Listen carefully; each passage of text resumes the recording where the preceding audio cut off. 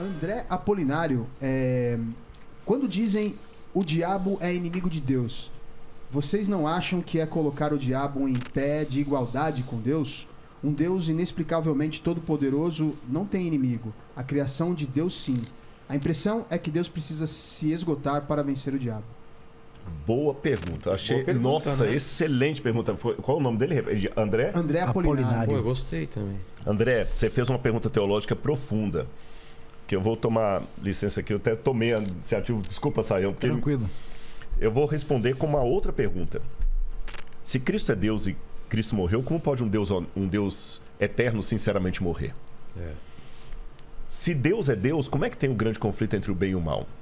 Eu só tenho uma resposta para te dar, André. Deus vai parecer heresia no primeiro momento, mas ouça até o final, você vai entender. Deus não luta com o diabo com os poderes de Deus. Porque se Deus lutasse com o diabo como Deus, não teria luta. Teria massacre. O próprio fato de ter um grande conflito entre o bem e o mal significa que Deus não luta com as armas de Deus. Ele luta com o caráter de Deus. Porque quando começou a rebelião no céu, que se estendeu para o planeta Terra, a grande acusação é que Deus era um déspota, que ele nos obrigava. E quando o diabo nos acusa, não é só acusar os nossos pecados, como muita gente pensa, não. Ele nos reclama para ele. E como no caso do livro de Jó, que ele falou o seguinte: Jó está te servindo porque o Senhor compra Jó, tira os bens dele, eu quero ver se você te segue. Deus deixou Jó sofrer para mostrar para o universo que Deus não obriga, Deus não é um ditador.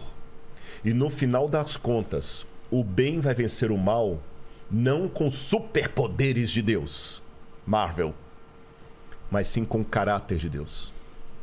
Porque Jesus, por exemplo, venceu o mal quando ele estava mais fragilizado, na cruz do Calvário. E tem um texto, André, que você deve depois procurar a Bíblia para ler, Filipenses 2, verso 5, que para mim é uma das teologias, lembra que eu falei de cristologia, uma das mais bonitas, que é a teologia do esvaziamento. Paulo fala o seguinte: tenham em vocês o mesmo sentimento que houve também em Cristo Jesus. Porque ele, vivendo na forma de Deus, não ficou agarrado ao fato de ser Deus.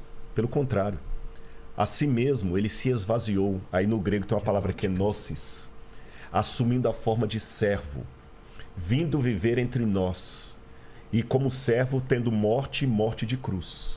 Aí o texto continua dizendo: por isso o Pai o exaltou sobremaneira. Ele deu um nome que está acima de todo nome. Quando eu li isso a primeira vez, eu falei assim: peraí, parece que os testemunhos de Jeová tem um ponto aqui. Porque se Jesus é Deus, por que o Pai tem que dar um nome para ele acima de todo nome se ele já tem? A questão é o seguinte: até a cruz, Jesus era Deus por natureza. Mas com o que ele fez na cruz do Calvário, ele é Deus por natureza e por honra ao mérito. Ele é Deus e merece ser Deus. Se tivesse vaga para Deus no universo, o único ser capaz moralmente é Jesus.